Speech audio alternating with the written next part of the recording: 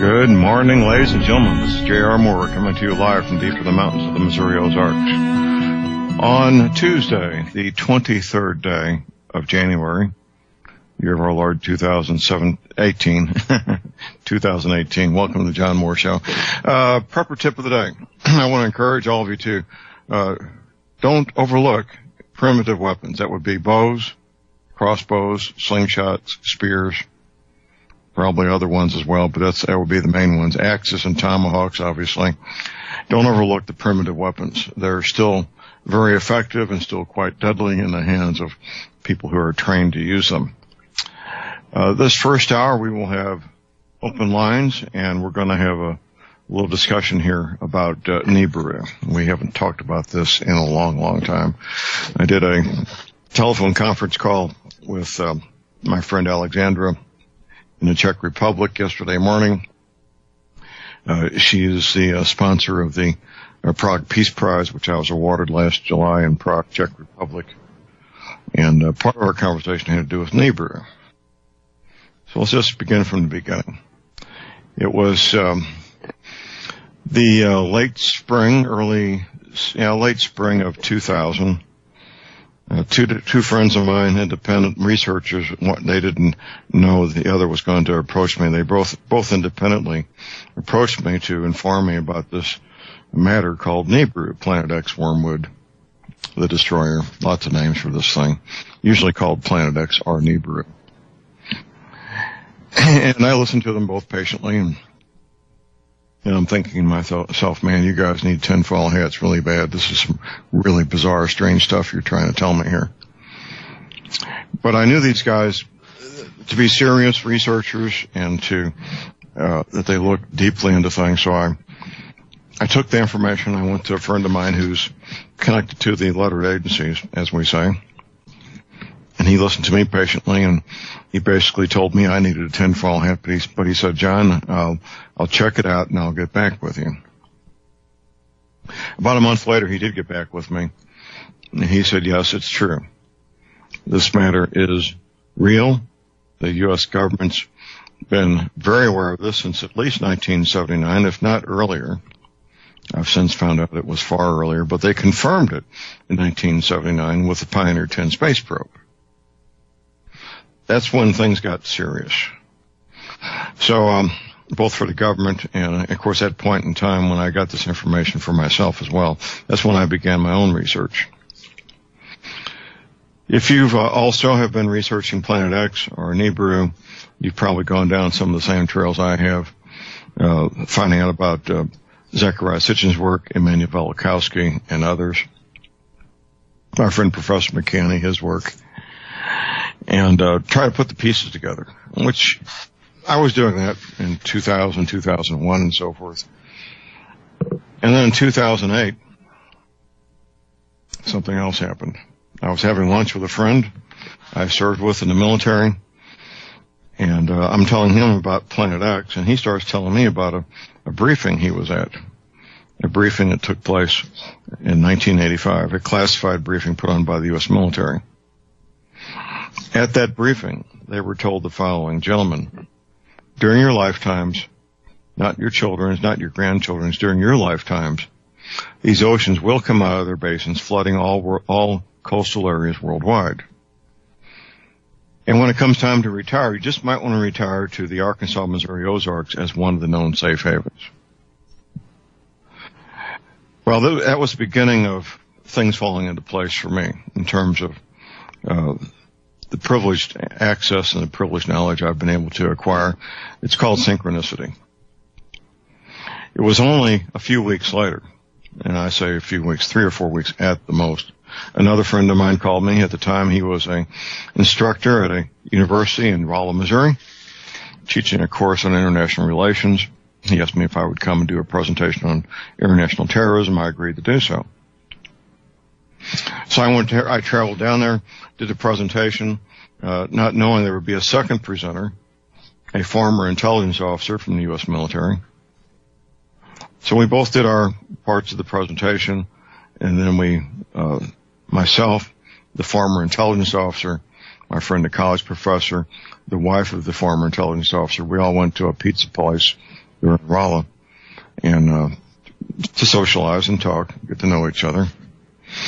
So we're sitting there talking, and I find out during our discussion that he did a 3-year tour of duty with the U.S. Navy Submarine Corps. Now, he was not a submariner. He wasn't even in the Navy. He was from another service. But he was an exchange program between the services. And once I heard that, because I already knew that the first briefing I was aware of took place for the submariners, I had to ask the question. I never met this man before in my life. I might never see him again. I had to ask the question, sir, tell me what you know about rising ocean levels. Now, before he can speak up, his wife, who's sitting next to me, she says, John, we're getting ready to retire. We were at the Pentagon, our last duty assignment. We had to pick a place to retire, so we picked the Arkansas, Missouri Ozarks as our retirement home because of rising ocean levels. I immediately made an appointment to meet with him at a local restaurant, Steak and Shake, as a matter of fact, a week later, and help him make the second modifications to the map I had begun with my friend that I had lunch with. He agreed to do so, and he made the second modifications to the coastlines of North America based on the briefing he was in on the same topic. The synchronicity kicked in again. It was about 3 or 4 weeks later. I was doing a concealed carry class. I found out that one of my pistol students, one of my concealed carry students, had been an officer in the United States Navy Submarine Corps. He was a submariner. Well, I made an appointment to meet him for lunch at the country club the following week. And I can mention his name because he's now deceased. I said, Steve, tell me what you know about rising ocean levels. He says, John, I signed a 5-year non-disclose agreement. If I tell you what I know, I could lose my pension. I said, okay, well, can you blink your eyes once for yes and twice for no? He chuckled a little bit, and then we went ahead and had our conversation. He made the third and final revisions on the map showing North America with new coastlines. Now, I began teaching concealed carry training even before we had concealed carry in Missouri. And I've been at it to be year 15 or 16. I've lost track of how many years. Regardless, I came to find out that in teaching these classes that there was a number of submarine veterans in these classes. I didn't know to ask before I met Steve Canfield. Once I did, and that was 2008. I've been teaching these classes for a good 7 or 8 years before that. Once I did find that, I started asking every class if there was any veterans. And it turned out, for the next 4 months, I had submarine veterans in each class. All of whom, without exception, all of whom were at declassified briefings being conducted by the U.S. Navy. Not long after that, the Prophecy Club sent me on a nationwide tour to talk about Nibiru, Planet X. And I'm at the Detroit stop. It's a hotel meeting room it was filled to capacity with standing room only. 3-hour presentation, two 10-minute breaks. During one of the breaks, a gentleman walked up and shook my hand and introduced himself. And he says, John, I'm in the insurance industry. We, people in the insurance industry, we've wondered for years, why are there so many retired Navy people in the zip codes of the Arkansas, Missouri Ozarks? He says, now we know. Now we know. Now, without exception, none of these briefings told the Navy veterans, the submariners, why the ocean levels would be coming up so dramatically and so violently. They were told some pretty interesting details, such as it would be over about a 30-day period of time, that all coastal areas worldwide, 300 to 400 feet above sea level, would be flooded. Interesting prognostications. They weren't given a specific date. And this plays into all you out there. As one of the first things, there's 2 things people want to know. First of all, is Aunt Nellie's house in St. Petersburg, Florida, going to be underwater? The second thing they want to know is, John, when's it going to happen? Well, first of all, whether a certain place is underwater or not is not relevant. And, of course, if it's your home, it's going to be relevant to you. But people want to know how close they can be to the coast and not be underwater, which is pretty significant, especially, well, any place with large population areas. And we can talk about that in a moment. The people who want to know a date are the ones who aren't prepared. Now, I'm going to use these Navy veterans once again as an example. Your typical U.S. military retiree is between 40 and 45 years old. Pretty young men and women, quite frankly. If you're 20, 45 looks pretty old, but when you're my age, it looks pretty darn young. Here's what they do. They retire from the Navy. They travel to the Ozarks. They may travel to an area where one of their buddies that they served with in the Navy is already retired to. And if they like that area, they may purchase property in the area or possibly someplace else in the Arkansas, Missouri Ozarks. So they buy their little piece of heaven, their 5 or 10 or 20 or 40 acres, whatever it might be. And they go about the business of starting a new career and building their hobby farm, their self-sufficient hobby farm. That's what they do. Once you've established that as a goal, as a lifestyle, having a specific date no longer matters. It really doesn't. Because you wake up every morning knowing that you're doing everything you can before you go to rest that evening. You're doing everything you can to help create that hobby farm for yourself and the people you care about. I can't tell you exactly when it was I reached this conclusion that the people seeking dates are the ones that aren't prepared. It was about the last 2 years or so, give or take. Not that that matters any.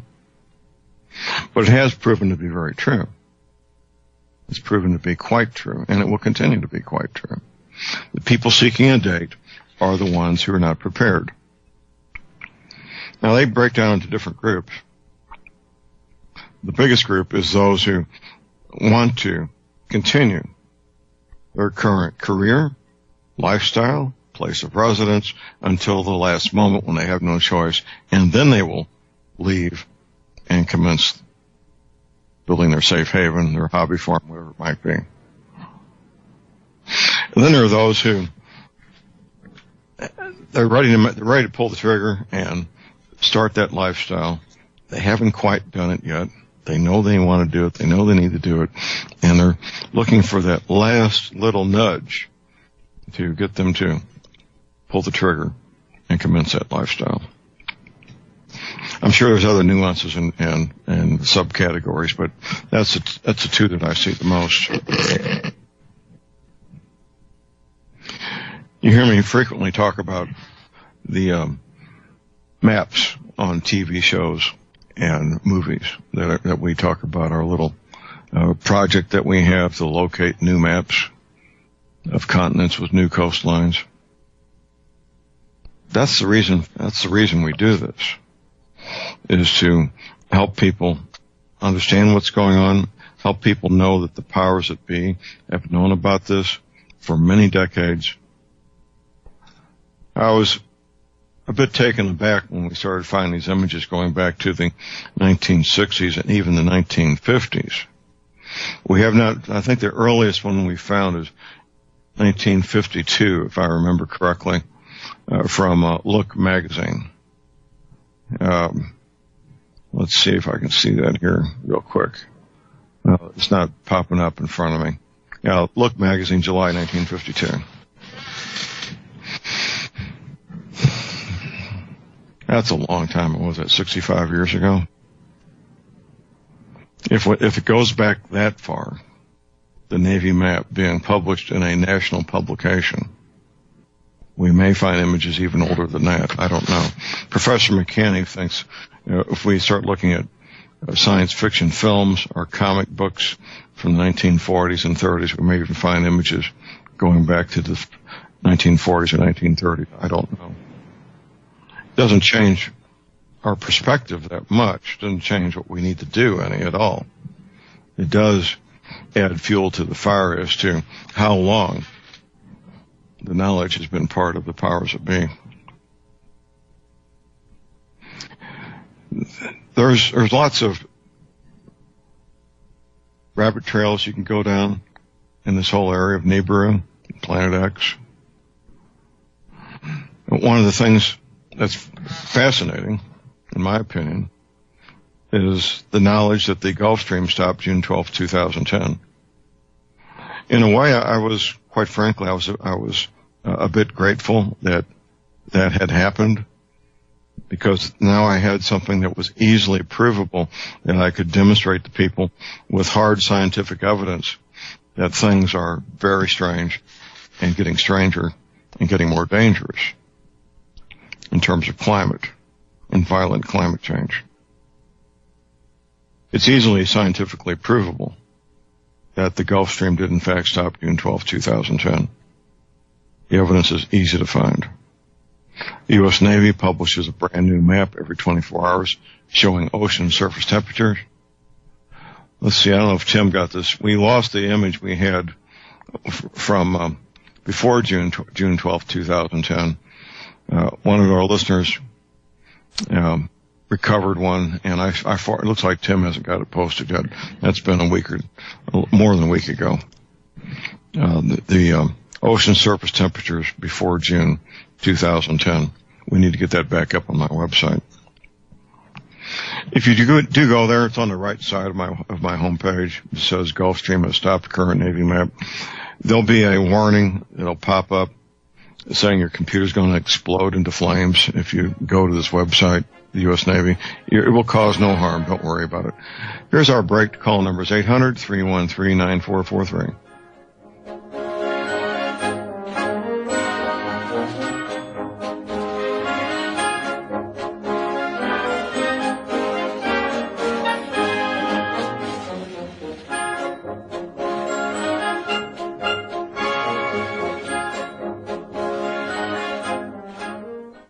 Ladies and gentlemen, J.R. Moore here. It's taken 3 years before I could offer the inter-shelter domes for sale. During those 3 years, several different governments and militaries were taking all their production. The inter-shelter dome homes may be just what you've been looking for to provide affordable, energy-efficient, permanent, and attractive housing. These dome homes are prefabricated units that can be assembled in a few hours by 2 men with a ladder and simple hand tools. Check out the photos of these dome homes built in the Arctic, on tropical beaches, in suburban areas, and in forests. All the details, many photographs, and the pricing of the dome homes are listed on the left-hand side of my homepage at thelibertyman.com. I think you'll find these homes are not only attractive, but they're energy efficient and a bonus. You can disassemble them and reassemble them as many times as you feel you need to. Pretty great, huh? Something that's very, very unique. Check them out at my website at thelibertyman.com.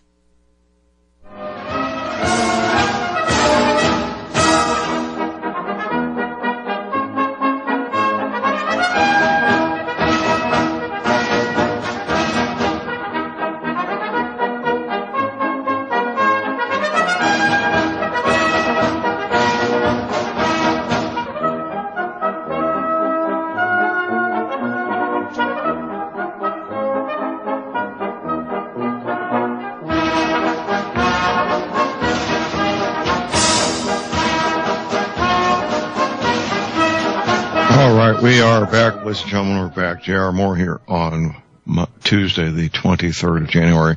Got the calls are really stacking up here. Several callers on hold. First, we go to Paul in New Jersey. Good morning, Paul. Hello, John. John, I live in New Jersey. I'm about 300 feet above sea level. I'm near the Delaware River. So, marginal. Very marginal. You need another couple hundred feet. Right, go ahead. Yeah, well, what I did was, upstate New York has very cheap, affordable land at less than 1,000 an acre. But it's a little swampy, but actually, the swamp is good when you consider survival needs. it's got higher land and it's got swamps, so it's got both. Right. But anyway, it's 1,000 feet above sea level. There you go. And it's south of the Mohawk River. Okay. And so, any concerns about the cold, though? Like, is there going to be a second ice age or anything that comes along with that? There's two parts of that. We could have two things happen at the same time: a pole shift and a mini ice age, or even a more prolonged ice age. The pole shift would probably we'd end up with a warmer climate in most of North America because the new pole is going to be in Siberia. The prognostication is about a mini ice age, have some scientific validity and something to be concerned about. So, I would plan for both, quite frankly, Paul. Yeah, well, that's sometimes I regret I didn't buy a place down in the Ozarks, but problem is when you live in Jersey, getting there, just to go visit the place, because it's an issue. Even in upstate New York, which is about a 4-hour ride for me, it's a bit of a chore to drive up there to look after the property, maintain. And I go up there about 6 times a year. Right. It's a 4-hour ride. Right. I drove straight through from Boston to my home 8 years ago, and it was a real marathon. Trust me, it was. Yeah. A real marathon. Anyway. Okay. Yeah. Okay. Anything else, Paul? No, just I wanted to gauge your thoughts about it, and to let people know, if you can stand the cold, there's some pretty high altitude in upstate New York. There you go. Okay. Thanks for the call, Paul. We appreciate it. Next we go to John in Missouri. Good morning, John. Hi, Mr. Moore. I just wanted to make the comment that it's better to be 5 years early than 1 day late. That's a good comment. And as far as New York has terrible taxes. And, well, that's not a secret, is it? And cold, we just went through it here in Missouri, and it wasn't as cold as New York, but it's not the most pleasant thing I've ever been through. But that was just my comment. Okay. 5 years early than 1 day late. Thank you, sir. Appreciate it. Thank you. We had 2 weeks of cold here. For South Central Missouri, it was pretty tough, but compared to what they have in Minnesota or Wisconsin, it was pretty mild. Next we go to Glenn in Philadelphia. Good morning, Glenn. Take your phone off mute, Glenn. Not on mute. You should be able to hear me. I got you now. Go ahead. Okay, good. Yes, when you started your remarks this morning, you mentioned something about a contact, one of your contacts from the Czech Republic. So I hope you get back to cycle back to that. Well, I've been invited to speak in Prague again this coming September, and I've accepted. Oh, okay. So. Oh, very good, very good.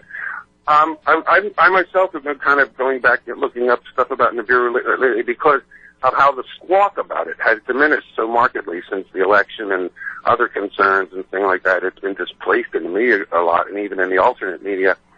But if we remember back to 2014, 2015, going into 2016, there was all kinds of talk about how it was this red or brown dwarf star coming up from below the plane of the ecliptic, viewable better in the southern hemisphere, which I remember Dr. McCanney says that period has passed. It's not as viewable there.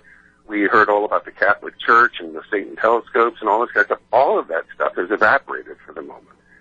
So, and they're back to talking about it as something being far away out at the outer edge of the solar system, out past Pluto, near the Kuiper Belt and all that kind of stuff. So, it's interesting. So interesting to hear what you have to say about that. One last word of caution, and this is sort of a field of expertise for me. Really want to caution you to remove wormwood from the list of names from Nibiru. Wormwood is a very specific reference from the Bible. Chapter 8 is the trumpet bowl judgments. You have the seal judgments, the trumpet judgments, and the bowl judgments. The first, second, and third trumpet judgments in chapter 8 of Revelation. The first trumpet judgment is hail and fire rains down burns up all of the grass and a third of the trees. In the second trumpet judgment, a mountain falls in, kills life in the sea. Wormwood falls like a star and pollutes it strikes the earth. It falls down like a star and pollutes the fresh water, the rivers and the fountains. Okay. So it's a freshwater judgment. Thank you for the heads up. We appreciate that. Yeah, Here's our bottom of the hour break. We'll be right back. Thank you.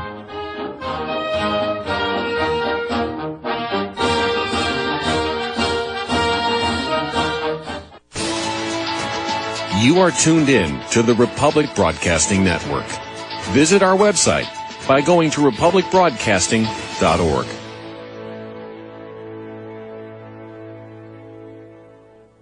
Ladies and gentlemen, J.R. Moore here. We're continuing our energy cleaner promotion, which began August of 2016. In this promotion, you get to buy an energy cleaner, $70 off retail, and a mattress pad, 10% off retail.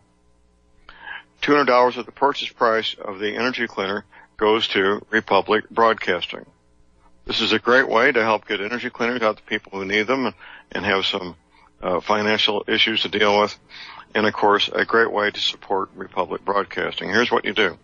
Send in a postcard. My address is John Moore, P.O. Box 201, Davidsville, Missouri. We pick a postcard every 2 weeks. If your postcard is drawn, you get the chance to buy the energy cleaner, $70 off retail, and 10% off the mattress pads. Put your name and your address, your telephone number, and your email address on the postcard, and we wish you the best of luck. Thank you.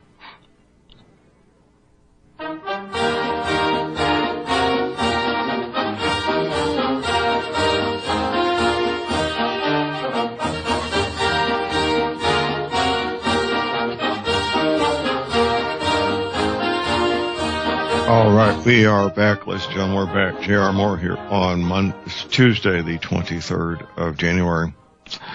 My website is thelibertyman.com. That is thelibertyman.com. Part of all this with Planet X and Nibiru is the fact that the Gulf Stream stopped June 12, 2010. I believe there's a connection there. I can't prove it. I can prove it happened. It's easily provable. I've mentioned the Navy website that publishes a new map every 24 hours with ocean surface temperatures. We also, myself and Dr. Deagle, we interviewed Dr. Luigiani Zangari twice during July 2010.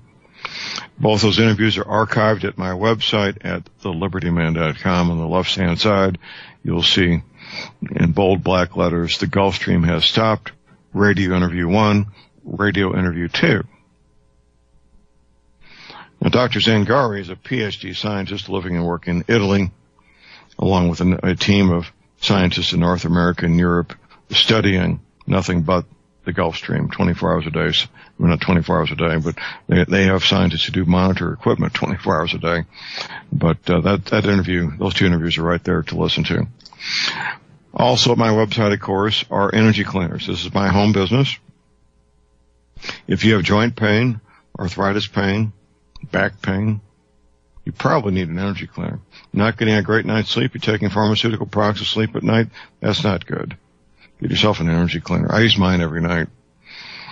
I'm back into my exercise regimen, preparing to train for the 100-meter dash, doing my stretching, my crunches, my push-ups, and I'll be taking, when the weather breaks a little bit, I'll be taking a 1-mile hike around the ranch here and starting my running probably in about 2 months.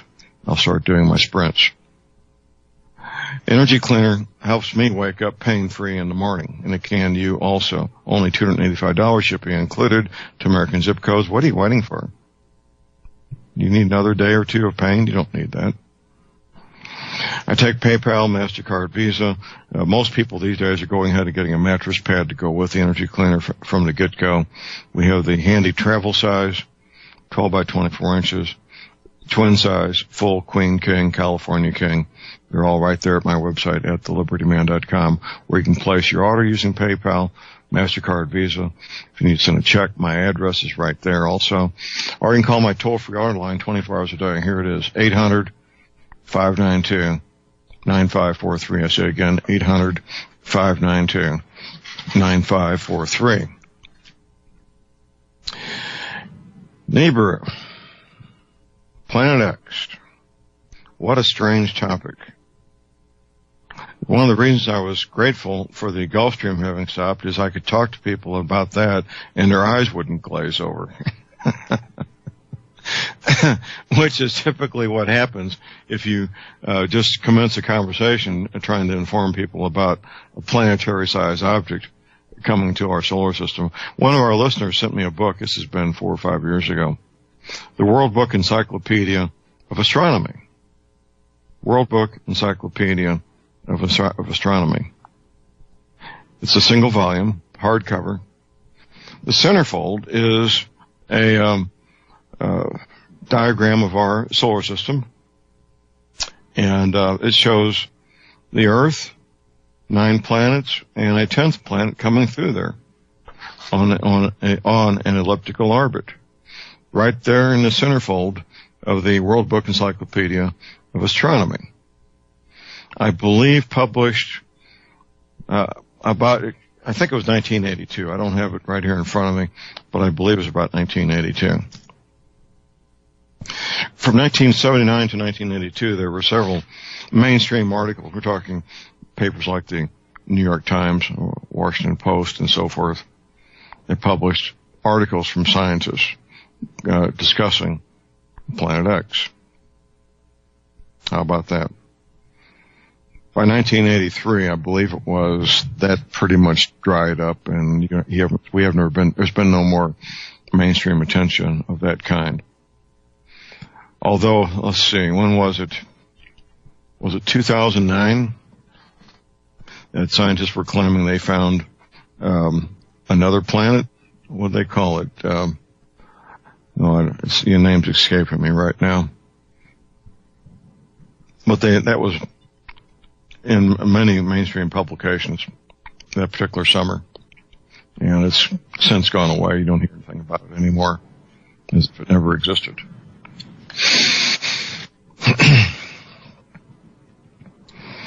1979, when they sent the Pioneer 10 space probe to a very specific part of space looking for this thing and found it, that's when the government really ramped up their own preparations. I believe they probably really began during the Kennedy administration. President Kennedy did have a private council with the Pope at the time during his presidency. And I think he was probably briefed on the third secret of Fatima at that time, which I believe is directly related to Planet X. That's my belief, based on what I know of the secrets of Fatima.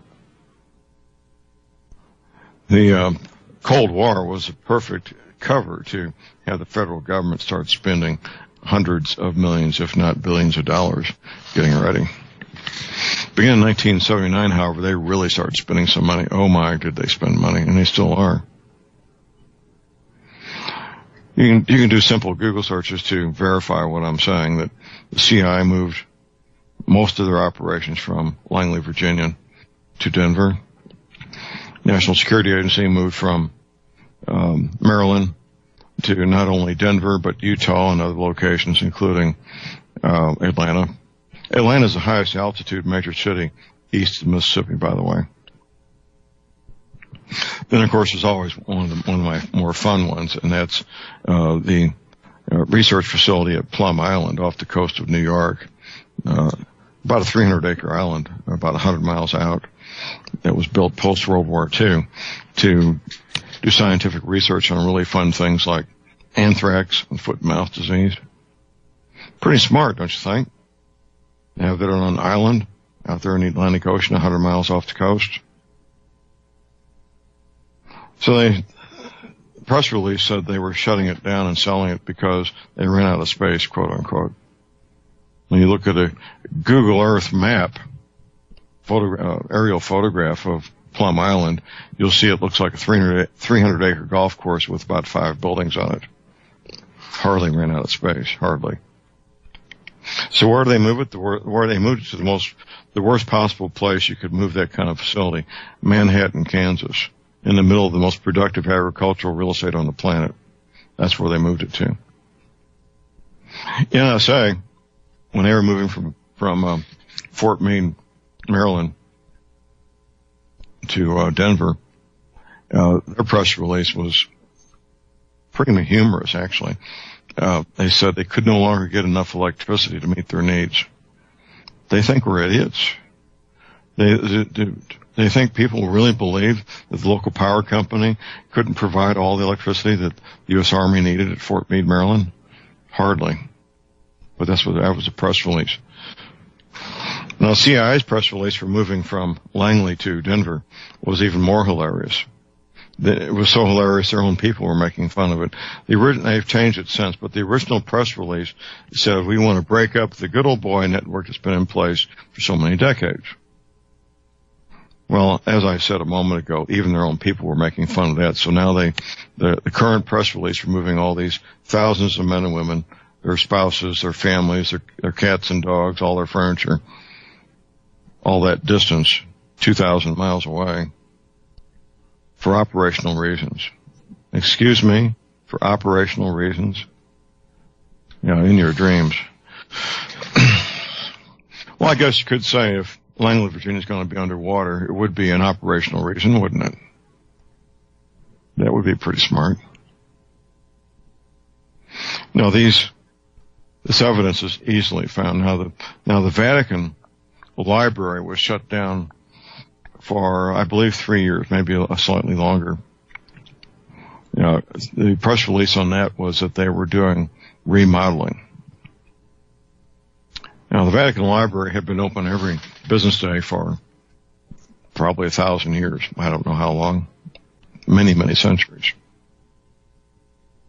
What's contained in the Vatican Library? Well, if anybody who knows is not talking publicly, it's, in my opinion, it's most likely the largest repository of ancient manuscripts and documents on the planet. If there's another one larger than that, I'm not aware of it. It most likely is the largest repository of ancient documents and manuscripts on the planet. There's some belief, I don't know how much evidence, that when the ancient library at Alexandria, Egypt, when the Romans were destroying it, as the story goes, the contents of the Library of Alexandria was used to heat the Roman baths. I believe that was partly true. Now, the Romans were not dummies. They did have some issues with lead poisoning and so forth, but overall, they had very bright men and women.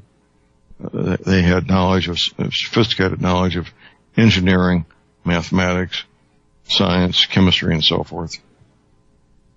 My belief is that the Roman military took custody of all the important documents at Alexandria and shipped them back to Rome. And they probably did burn the old stuff that nobody cared about, old tax records or things of that nature, to heat the Roman baths that had been there for so many centuries. So they shipped these documents back to Rome. The Roman government had care and custody of them. When the Roman government was falling apart in the mid-300s, my belief is that the Vatican took control, care, and custody of these manuscripts and documents involving science, mathematics, metallurgy, chemistry, medicine, all those things. And I think they still have them. When the Vatican Library was closed for those several years, I believe that they made probably copies of all these documents and manuscripts that were taken to safe havens, either in the Swiss Alps, possibly the Canadian Rockies, possibly the American Rockies, possibly Australia. The interior of Australia is a tough place. It really is. But if you have unlimited resources, it's probably okay. That's my belief. And there's a side note here, and that's Nikola Tesla. Nikola Tesla's father was an employee of the Catholic Church, a high-level administrative employee. There's a possibility, based on the knowledge we've got, that because of his connection with his father, Nikolai may have had access to the Vatican library, and being an electrical engineer, he could read these ancient manuscripts and make sense of things that didn't make sense to anybody else for all those centuries before. That's certainly an excellent possibility. Don't know. We may never know precisely at this point in time, seeing as how it's been so long. You never know. It would be interesting to find it out, though, wouldn't it? It's not complex to get ready for Planet X. It's going to take time. It's going to take some money. Time is the one thing that can't be gotten around. I do private consultations with people of limited financial ability and people with extreme financial ability. There's no way of getting around how long it takes to get a hobby farm producing. At least 2 years. And that's if you pretty much know what you're doing. That first garden you grow on your hobby farm, it's not going to produce very much. I pretty much can guarantee that. The second year, you'll start to get some productivity is worthwhile. By the third or fourth year, you may be getting enough to feed your family. That's my reality based on I'm no gardener. I know a number of gardeners. I interview them. I talk to them to find out what it takes to be a gardener and so forth. And that's my observations based on my knowledge and experience. So the time to get started with that hobby farm, it's past time. It really is. I don't name dates. Now, one of my efforts to encourage people that need a date is my project at my website, USS Liberty, field training exercise, USS Liberty, December 31st, 2018, which is basically 11 months away. I list 5 different scenarios there. One of them is violent earth changes. And there's several others, World War III, terrorist attacks, economic collapse, so forth. So you get to pick your scenario, singular, or scenarios, plural, and start getting ready for the scenario that you're concerned about. I'm going to call her and hold here. We got Rick in Missouri. Good morning, Rick. Good morning, John. I know we're about to hit the... I'm down in the inner city again, where life is weird. And, we're having about a carjacking a day around here, which is the unintended consequences of the new upgraded anti-theft mechanisms on the cars. So that's right. They just walk up and stick a gun in your ear and ask for the keys. It's so much easier this way. And then, sometimes you get a gun with the car, stuff like that. I don't think it's any secret at this point that I'm Catholic, and I highly suspect that most of what you say about the Vatican is true. I think what you're looking at there is just about the same thing that you're looking at here in our government, where I think you're looking at a situation through 6 mil Viz Queen, where you have a struggle between some very good people and some very bad people, and it's really almost entirely hidden from your eyes. It's kind of strange how that plays out. I think it's almost an exact parody. But one more thing for Paul up there in New Jersey, it appears he's stuck with that piece of ground, which is fine. There is a guy named Elliot Coleman, and he wrote a book called The Winter Harvest. It was essentially one of the gurus of the market gardening movement, which has been going on for just a couple decades now. Every covering over a crop moves it 500 miles south. So what they're doing up there, can I finish my statement in 1 minute? Yeah, let's after the break. Stay tuned, and we'll get back after the break. We'll be right back.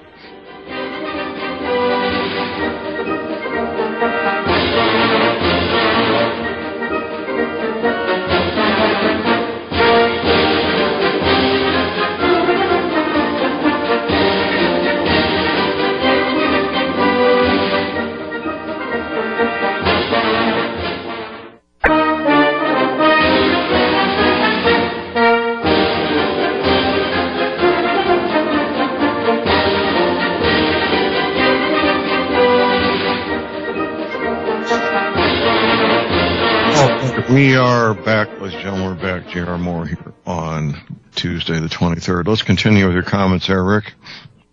Yeah, I will wrap it up. What they've been doing up in the Northeast, and Elliot Coleman is from that region. I want to say maybe Vermont, but and you can see him on. He's got YouTube. I think it's about an hour and 30 minutes. Very worthwhile, and he shows how all this is done.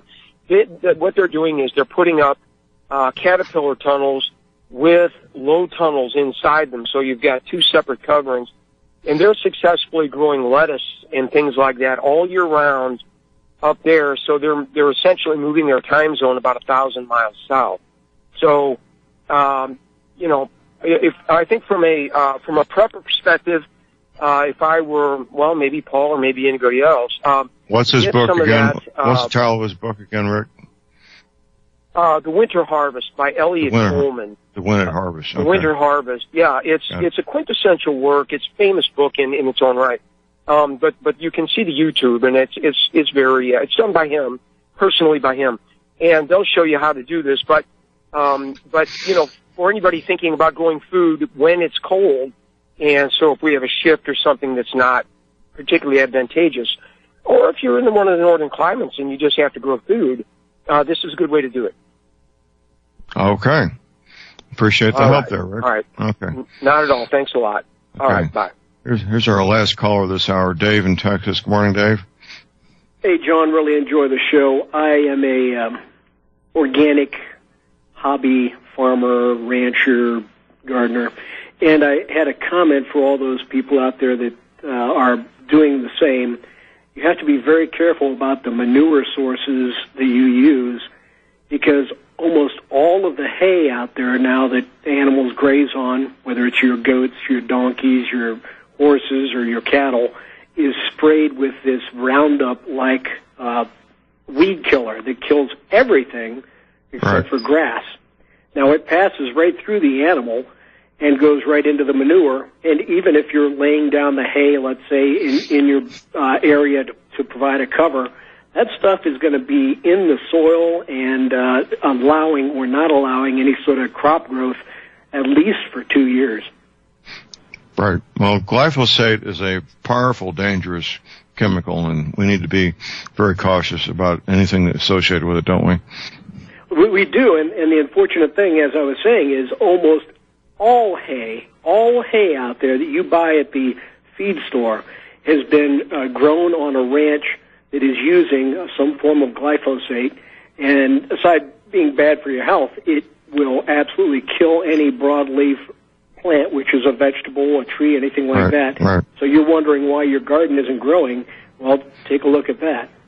Well, Dave, I know the cattle ranchers in my neighborhood, they don't spray Roundup on their fields, mainly because they're too cheap, but they don't do it. That's good. That would be a good place to pick up some manure then. Yeah, okay. And the other thing, if you want to use manure, go with a turkey or chicken manure. Yeah, well, my grandmother said that chicken manure was really hot and it needed to cool down before you put it on the garden, but it is very rich. Sir. Yeah, let it compost. Okay. Right. Real good. Thank you, Dave. We appreciate the call. Quick hour. It's interesting conversations. We got the top of the hour break coming up here. Leon Green will join us, and we'll be right back. Stay tuned. All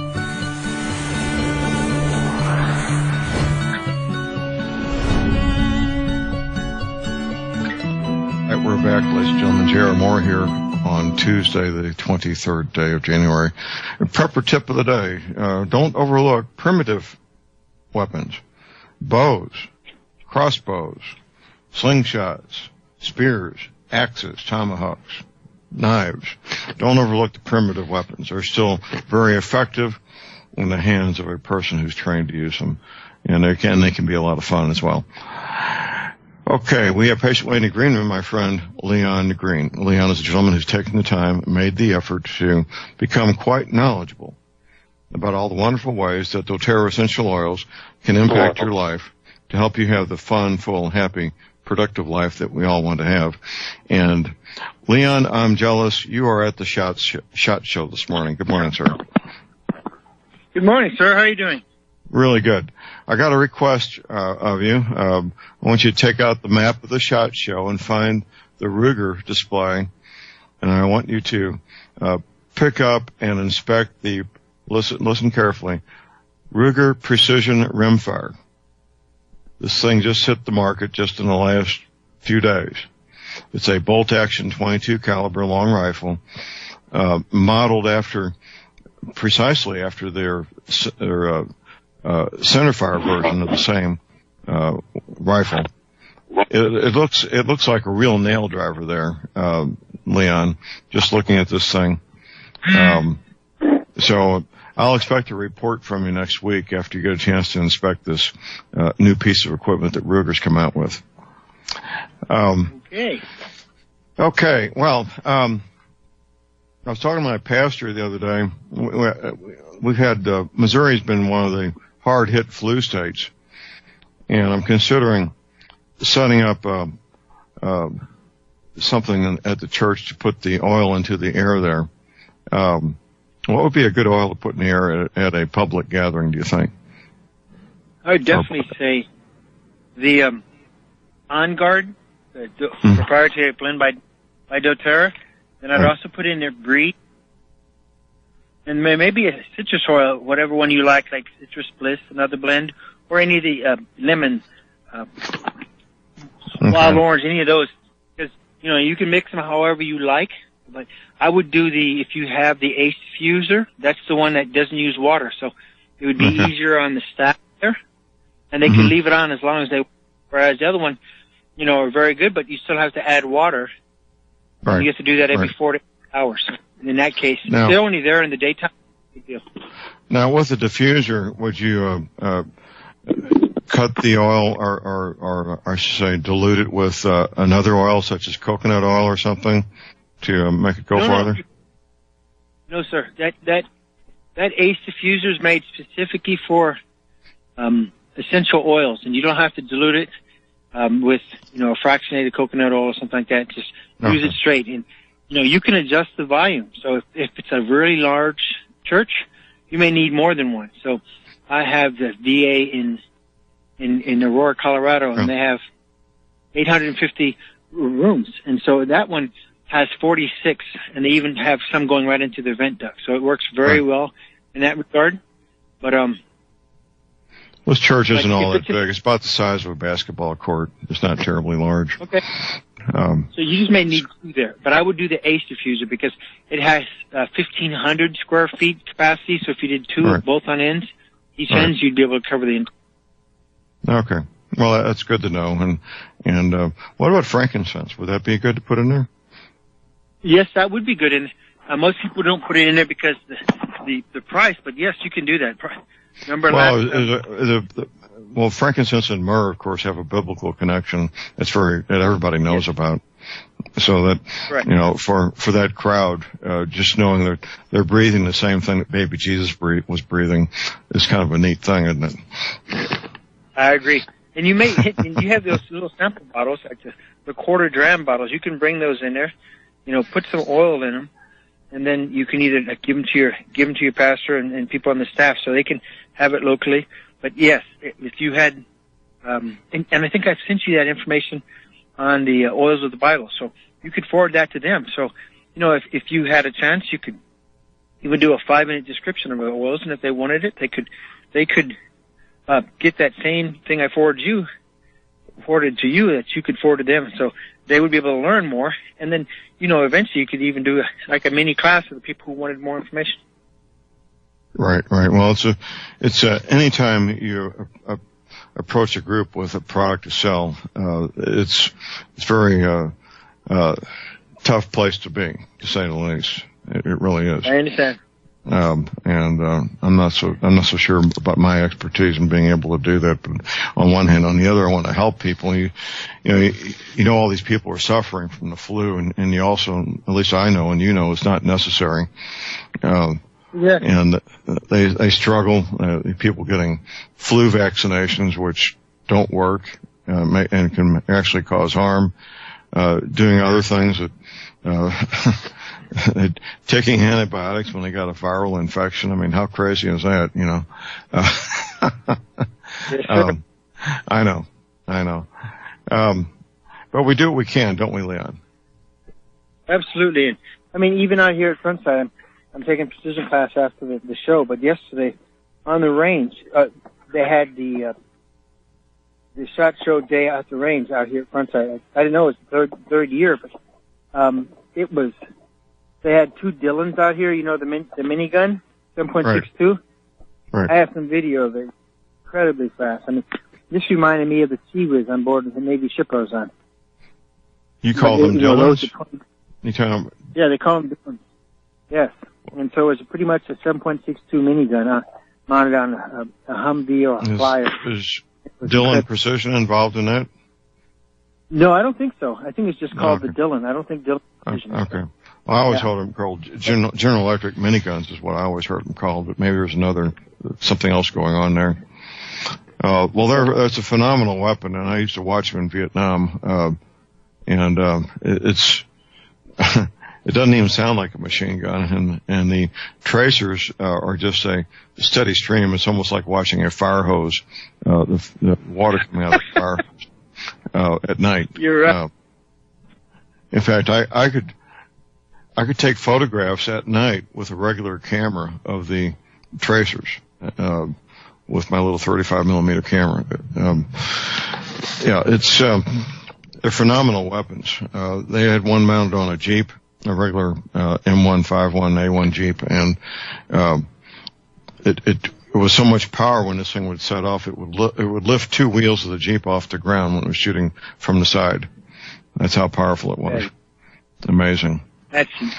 Yes, sir. As a matter of fact, they had a bunch of other, Wilcox was here, so a lot of helmet-mounted thermals, aviation-mounted thermals, and NVGs. This is now Gen 4, so they were talking a whole new spectrum of, instead of the regular 930 nanometers, they were at 1500.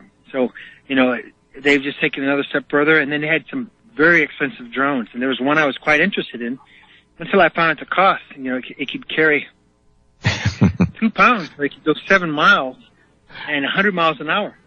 And I said, how much is it? He said, 45. And I'm like, 45,000? He said, yes. And right next to it was another one, 100,000, but it was the size of a queen-size bed. Massive. Right. Well, I was talking about a drone last week that has a 60-pound cargo capacity. And, I don't know what the thing cost, but it looked like a small airplane.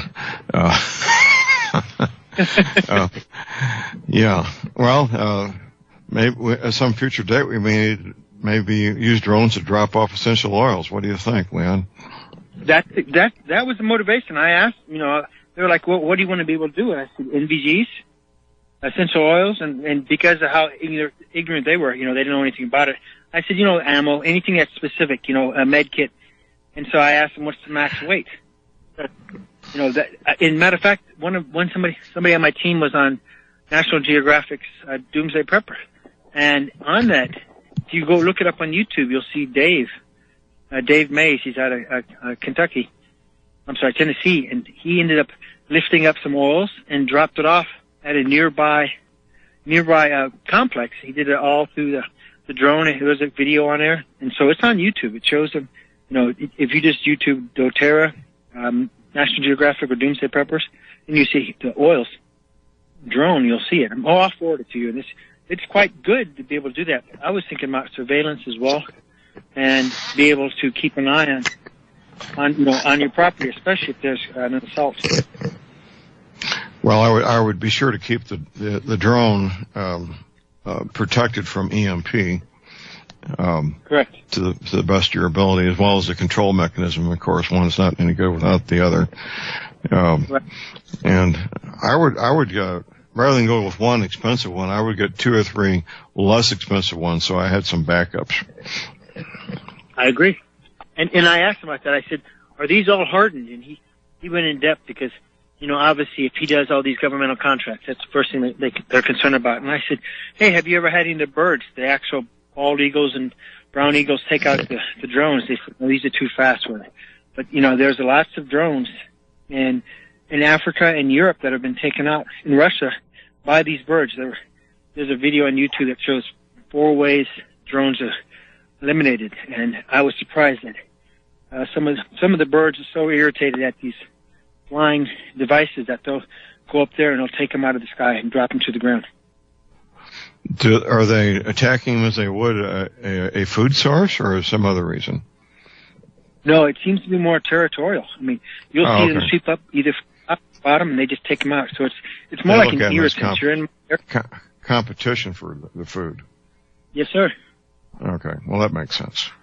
Animals tend to be territorial. That doesn't surprise me at all.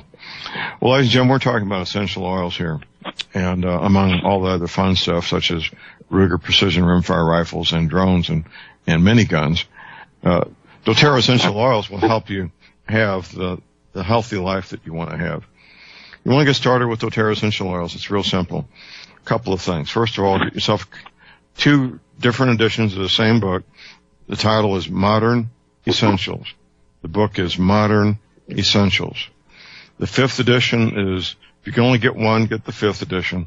That's been out a number of years. The 9th edition just came out this past September. So get those 2 editions of the same book. That's number 1. Number 2, send me an email. My email address is right there at my website at thelibertyman.com. By return email, I will send you my doTERRA website link. Pretty simple. Easy to get started and get on the way to optimal health and well-being. Now, Leon, I know you need to scoot off to the SHOT Show here about 35 after the hour, don't you? Yes, sir. Actually, I'm finishing up with a couple privates out here at classes, and so my goal is to get back there. But they also had some advanced training devices that you mount on any kind of platform, including bolt action, and it would show if you drag wood, if you're mashing the trigger, if you're anticipation. So I'll forward you that information too, and I couldn't believe the price on it. So I got one of the demo units, and the next Gen 2, which they've already been working on the first one for the last 3 years, so it's perfected. But now this new one allows you to do automatic. So you're able to do fully automatic guns, and you'll be able to see how your trigger presses, recoil, impulse, and all that. And I got to do that yesterday. It was very insightful. And so I grabbed it there. You attach this device to the firearm, and then there are sensors that you would attach to different things, such as the trigger and so forth. No, it's really simple. You attach it via Picatinny rail. It doesn't matter which orientation, all four sides. And when you pull it out of there's an accelerometer and gyroscopes in there. In the device, it's about the size of almost like one of those laser flashlights or the laser lights. Right. And so, like the Laser Max has one underneath the Picatinny rail on most handguns, and so it looks about that same size, but it allows you to connect with Bluetooth to a cell phone or a laptop, and you're able to see and diagnose what you're doing. It even describes what the errors are. So I'll forward that to you. It was amazing. It was very interesting. Yes. And what does this little piece of technology cost, if you know? It's $150 brand new out of the box, and the new one that's going to do fully automatic is $200. Whereas I was going to buy a software program that could hook up to my projector using infrared, those CERT pistols, and that was $2,000. And so I jumped on that in a heartbeat. People look at me like, "We're not supposed to buy out here." And this guy's like, "I don't care. If you want to get it, I'll hook you up with it." And I said, "I'm not going to be in town anytime soon," so I bought he had three demos, and I grabbed one of his. Well, good for you. It sounds like a great training tool that you could actually get coaching while you're shooting by yourself, as opposed to having a qualified coach observe and give you feedback. Yes, which is that's the way it's always been done.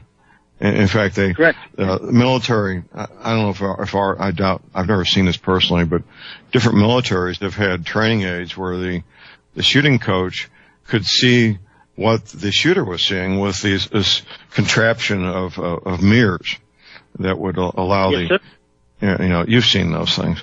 Yes, sir. Pretty cumbersome and awkward and so forth, but I guess they worked.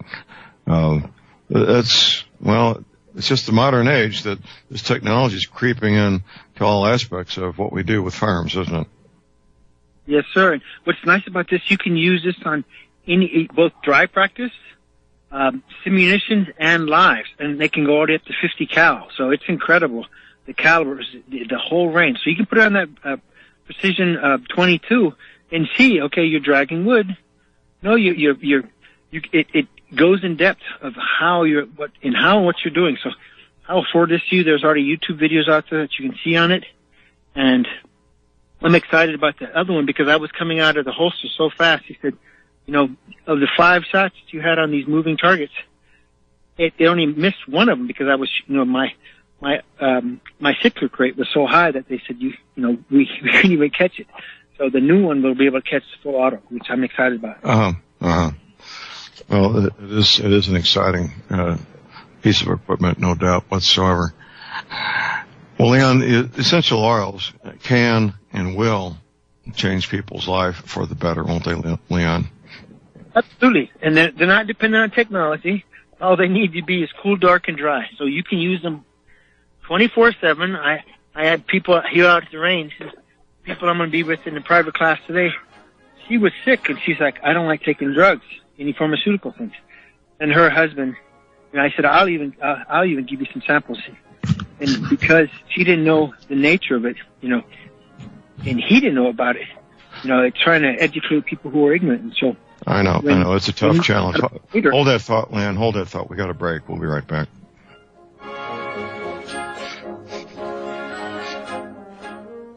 Ladies and gentlemen, J.R. Moore here. It's taken 3 years before I could offer the inter-shelter domes for sale. During those 3 years, several different governments and militaries were taking all their production. The inter-shelter dome homes may be just what you've been looking for to provide affordable, energy-efficient, permanent, and attractive housing. These dome homes are prefabricated units that can be assembled in a few hours by 2 men with a ladder and simple hand tools. Check out the photos of these dome homes built in the Arctic, on tropical beaches, in suburban areas, and in forests. All the details, many photographs, and the pricing of the dome homes are listed on the left-hand side of my homepage at thelibertyman.com. I think you'll find these homes are not only attractive, but they're energy efficient, and a bonus. You can disassemble them and reassemble them as many times as you feel you need to. Pretty great, huh? Something that's very, very unique. Check them out at my website at thelibertyman.com. Thank you.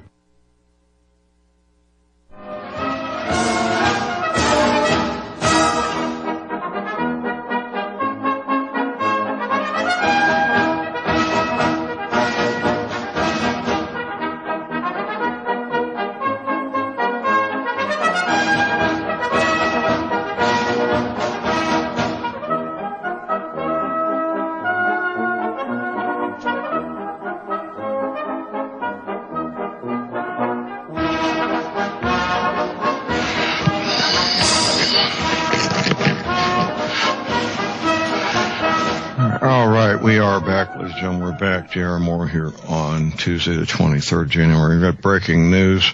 Been a school shooting at Benton, Kentucky. 1 dead, confirmed dead. At least 5 more shot. The shooter, the suspect, is in custody.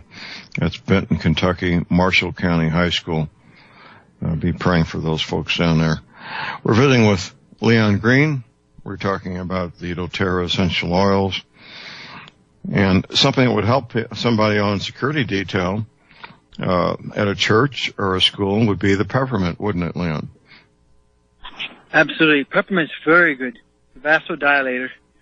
It increases stimulation, mental stimulation, and cognition. So instead of using, the 5-hour energy drinks or things like that, and caffeine, which, can be addictive, and you get headaches and like the migraines you always hear about the advertising. So if you use peppermint, it actually eliminates headaches. It's very effective. You can rub it on your temples. I use it when I drive long distances because it is so stimulating. So I normally don't take it after 5 o'clock at night unless I'm driving, because I'll be up many more hours thereafter. So it works very well. Great for athletes also. The difference between an excellent performance and a so-so performance is the ability to get oxygen into your blood, and the peppermint is a natural way to do that, to have your lungs more efficiently get oxygen into your blood. Right, Leon? Absolutely. It increases oxygenation to the blood by up to 30%. So when you're doing marathons or any kind of high endurance activities, it is very helpful. And if you're bugging out, it has a huge impact because you'll have the ability to you'll be able to keep going much further, much longer, and it's also analgesic. So even if you have localized pain, you have a bruise, you're getting sore, you can put the oil right on that impact zone and have the benefits very, very quickly, within seconds. That's how effective it is. Well, my two events when I was doing a lot of competition was the 100-yard and the 200-yard dash, 220 dash, and the 100-yard dash or 100 meters. You don't have time to run out of oxygen. At least I never have. But at 200 meters, towards that last 20 or 30 meters, you can start to feel the burn in your muscles that are craving oxygen. And I mean, seriously, your muscles are saying, "Give me oxygen." And there's a burning sensation as a consequence. But the peppermint would help that, wouldn't it? Drastically, yes. You can take it before the event, during the event, and after. And so marathon runners like it because they can, they can put Deep Blue on the proprietary plan by doTERRA. They can put it on their legs and any other sore muscles before they run. And then right at the starting block, they hit the peppermint, a couple drops under the tongue. They can put it on the knuckle and smear it on the nose so they inhale deeply. It'll open the nasal passages. And then every 3 to 5 miles, depending on how good their cardiovascular system is and respiratory system is, they can apply it. So if you're running 2 miles, you're going to have the ability to, if you get 30% more oxygen in your blood, it doesn't matter who you're competing against, you have an advantage. And unlike the drugs, steroids, and all the other strength hormones that people are taking now with huge side effects, this is natural. It's antibacterial. Right. It's analgesic. Right. It's great for focus. Natural. It's healthy. Right. Yes. All those things. Yeah, and sure. You can't get sideways with all the drug testing going on. There's no issue at all with the drug testing, is there? Absolutely. Because it's natural, your body knows exactly how to use it. So it's a win. That's right. That's right. Well, we're coming up on the bottom of the hour break here. Leon, do you need to scoot and get going to your event? Yes, sir. I'm meeting some friends. This is a special. I just got my own my own specific version of this, so I can do private classes. I'm going to get a secondary one so I can bring my son. So we're going to be able to come out here and focus to get him on all 3 platforms, and he can start taking the advanced classes with me. So then he and I can train at home, and I'm going to be picking up one of those air pistols. And the Glock just came out with airsoft, but it's approved, so he and I can actually train with live stuff, face mask and everything. So it's one thing to play Call of Duty on a computer. It's another thing to use your own techniques to avoid getting hit. There you go. Well, have fun with that and be safe, and we'll have you back next week, Leon. Appreciate you being with us. Thanks, Al. Okay. All right. Leon Green, what a guy. He can be on my team any day of the week. Okay, we got the bottom of the hour break coming up, and we'll have open lines after the bottom of the hour break and get back to doing a little bit of radio here. Yes, a school shooting in Marshall County High School, Benton, Kentucky. Right now we have 1 dead, possibly 5 wounded, suspect in custody. Here's our break. We'll be right back.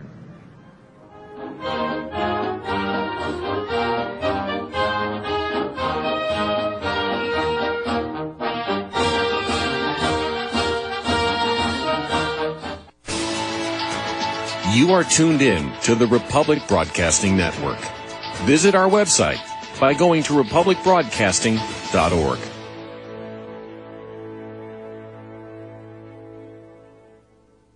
Ladies and gentlemen, J.R. Moore here.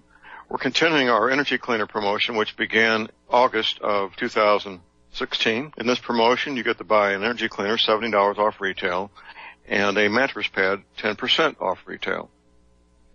$200 of the purchase price of the energy cleaner goes to Republic Broadcasting. This is a great way to help get energy cleaners out to people who need them and have some financial issues to deal with. And, of course, a great way to support Republic Broadcasting. Here's what you do. Send in a postcard. My address is John Moore, P.O. Box 201, Davidsville, Missouri. We pick a postcard every 2 weeks. If your postcard is drawn, you get the chance to buy the energy cleaner $70 off retail and 10% off the mattress pads. Put your name and your address, your telephone number, and your email address on the postcard, and we wish you the best of luck. Thank you.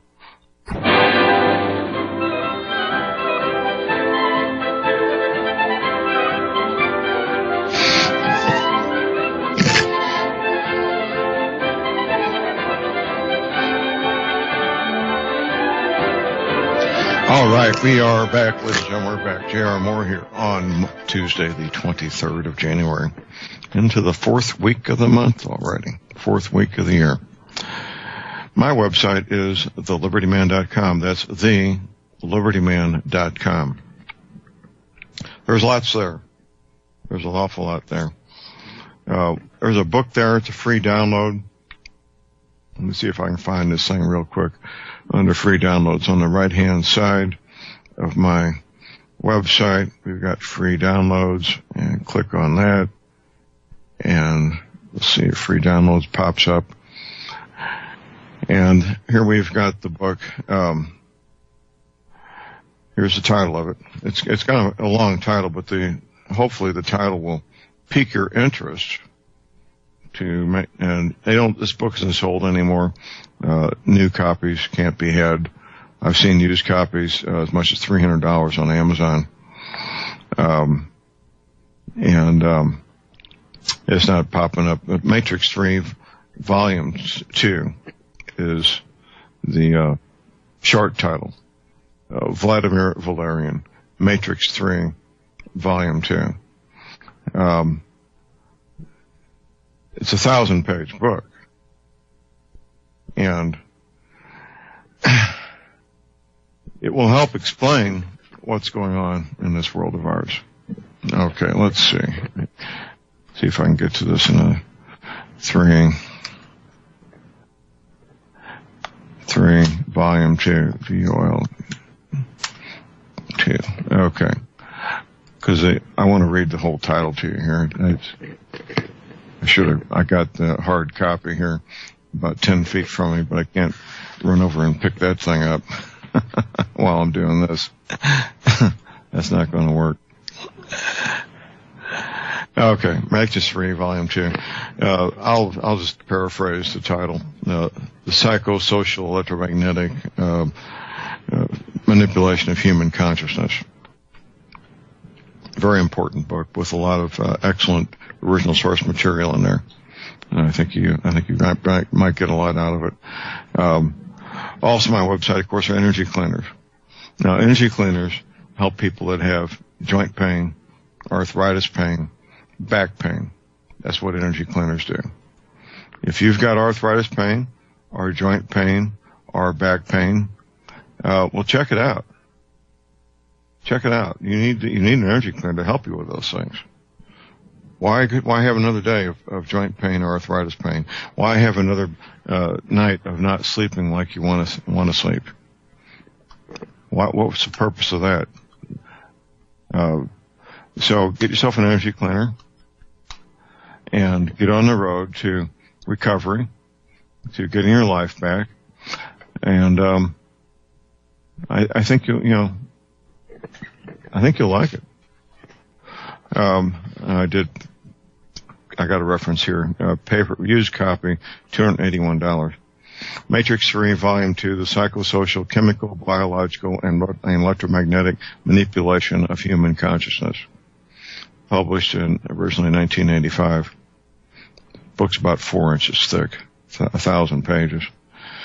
But getting back to the energy cleaner, I sell energy cleaners. This is my home business. When you place your order, I'm the guy that boxes them up. I take them to the little country post office at Cherryville, Missouri. It's truly a little country post office with one person that works there 10 a.m. till 2 p.m. Monday through Friday, 10 to noon on Saturdays. All you can eat catfish buffet for $8 on Friday evenings, including a beverage, dessert, and sides. And I box them up. I take them there. When you place an order for the mattress pads, I box them up and take them there. We got all the mattress pads in stock and ready for immediate shipment. I'm picking up a fresh batch of energy cleaners from Tom Berryhill later this week, possibly tomorrow. They're only $285 shipping included. And I now offer a 90-day money-back guarantee. That's what I do, from me to you personally, a 90-day money-back guarantee. Most people these days, they're getting the mattress pad with the energy cleaner at the get-go. It's really, truly the best way to use the energy cleaner as opposed to a homemade aluminum screen pad, which will work, but they're not very comfortable. So check out the energy cleaner. Keep in mind, I do take PayPal, the most secure way to make any payment online. PayPal now takes payments, by the way. MasterCard, Visa. You want to send me a check? My address is right there at my website at thelibertyman.com. Toll-free auto line, 24 hours a day. Here it is, 800-592-9543. I say again, 800-592-9543. We'll talk a little bit about research. I'm trained in the classic way of doing research at a library, a brick and mortar library, where you go there and you use the reader's guide to find articles and books that will be relevant to what you want. The Dewey Decimal System in the library, whatever topic you're interested in, use the Dewey Decimal System to go to that section of the library. I always like to do that rather than use a card catalog. I'll use both, and of course, card catalogs are being done away with, unfortunately, in my opinion. Now the card catalog is all a computer database, of course. But I use both, the card catalog, and I like to go to the section of the library that actually has the volumes of that section of the Dewey Decimal System that I'm interested in. You don't know what the Dewey Decimal System is? Seriously? You don't? Come on, guys. Now this is Dewey Decimal System is a way of organizing the books at the library by subject matter. That's what the Dewey Decimal System is. So let's say you're interested in pyramids. Well, there'll be pyramids listed in the Dewey Decimal System. You just go to that section. It'll be maybe part of archaeology. Would have its own section in the Dewey Decimal System. Archaeology in North America would have its own section, and so forth. So that's my training. That's one of the skill sets I have is to actually make use of a brick and mortar library. Now, in the modern age, I do have high-speed fiber optic internet here at my place, deep in the mountains of the Missouri Ozarks. Of course, I make use of the internet. Obviously, clearly, I do.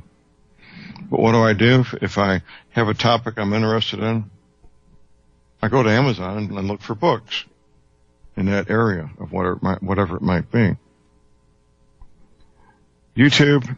No, I don't use YouTube to do research. I probably could in some things, but it's a rare occasion that I'll actually use YouTube for research.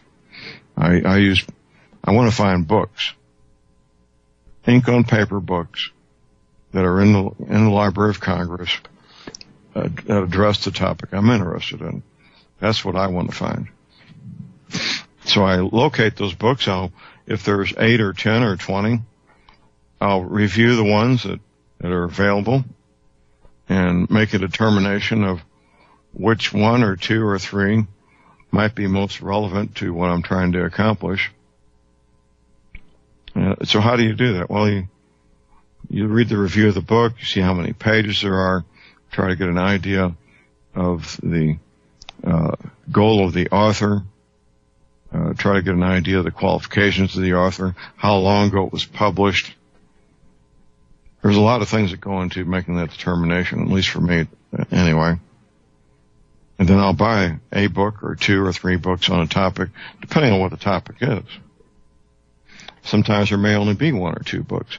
Other times there might be 20 or 30 or even 100 on the same topic. So choosing which books can become burdensome on one hand. On the other, it's just another challenge. The limitations on these books, of course, are time and money. How much time do you have to read them? How much money you got to spend? Which is where libraries come in, of course. Public libraries are marvelous places. I got my first library card, I believe I was in 3rd grade, possibly. That sounds about right, 2nd or 3rd grade. And I was just, first time I walked in the doors of a library, I always felt like I was in Disneyland. I was just so thrilled to be in a library and be able to look up all the things that my 7 or 8-year-old brain was interested in at the time. Dinosaurs. What's a kid interested in? I wanted to look at books about dinosaurs. And I don't recall what else, but possibly American Indians. I know Davy Crockett was something that was a big deal when I was a boy. The Davy Crockett phenomenon in the mid-1950s was a wake-up call for American mass media, the advertising industry, and was one of the first times that the power of television was really, truly demonstrated. That whole Davy Crockett phenomenon took place about 1955 or so, give or take a little bit.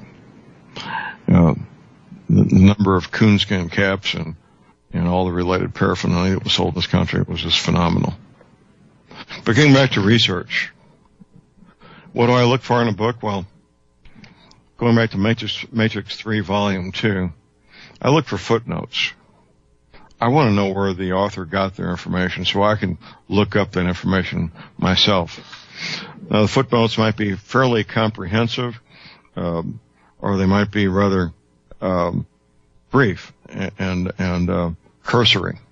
Maybe just giving you the title of the book or magazine article, the volume, the page numbers, and so forth. Or they may actually give a short quote or even a more extensive quote from the original source material.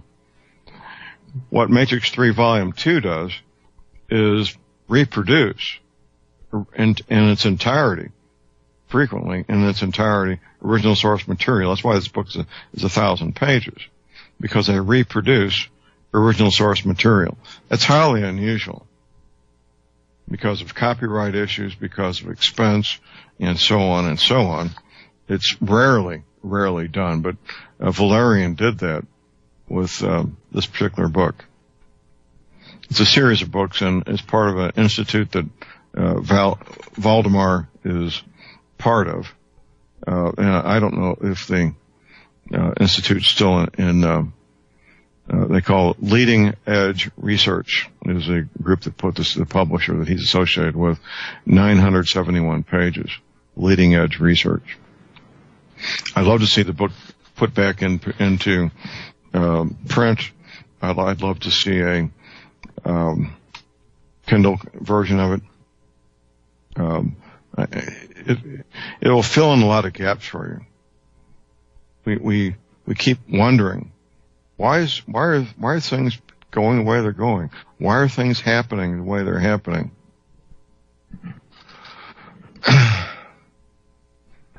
The book investigates the motives, methods, aims, and origins of the technocratic society we live in today. How about that? Yes. It's a complex, fast-changing world, breathtakingly fast-changing. Breathtakingly fast. And the speed seems to be speeding up at the changes that are taking place. Some good, some not so good. The ability of people to discern and tell the difference is critical. And critical thinking skills is something that's lacking in much of the American population. The headmaster of a private Christian school that I'm acquainted with, he says, John, we spend a lot of time attempting to teach critical thinking skills to these students, because that's what they're lacking. They're lacking critical thinking skills. Thinking and decisions is based on emotion more frequently than it is logic. And that's a disaster waiting to happen there, is what that is. Emotion rather than logic. So developing critical thinking skills in all Americans is an absolute must, in my opinion, and needs to be done where it's not being done. And I would like to see more of that. Okay.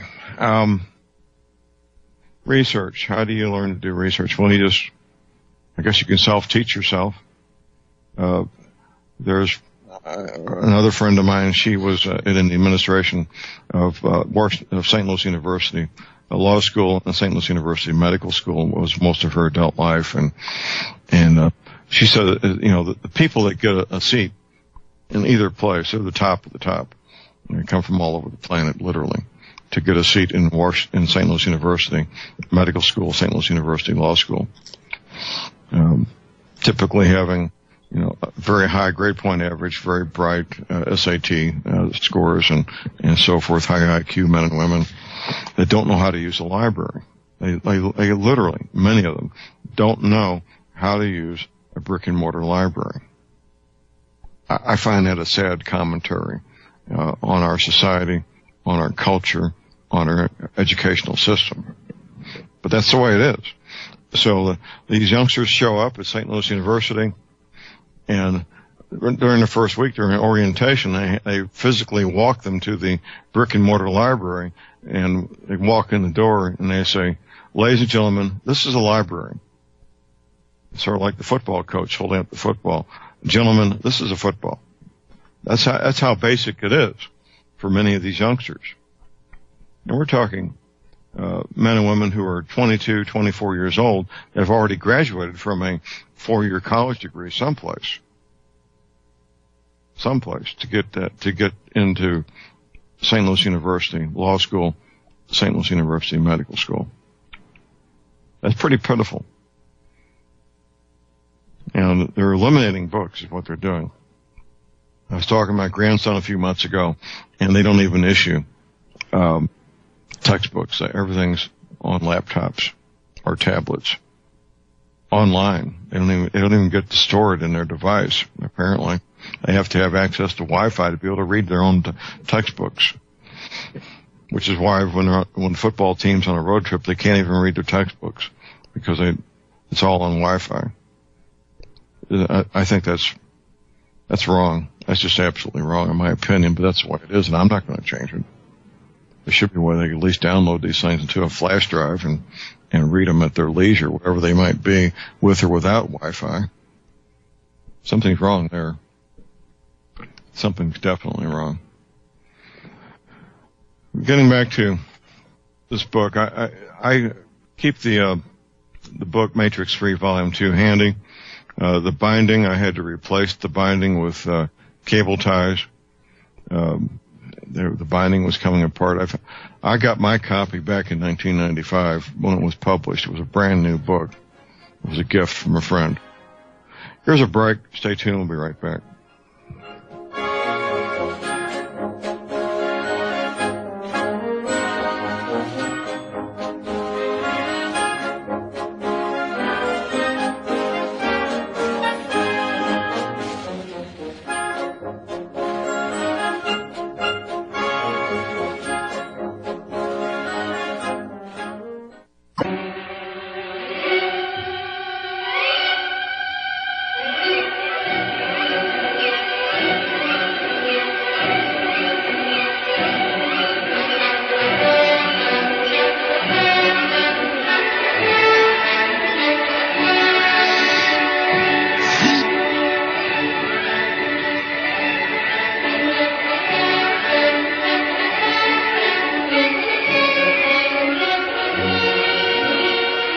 Okay, looks like we got a caller on hold here. Rick is back for a cameo.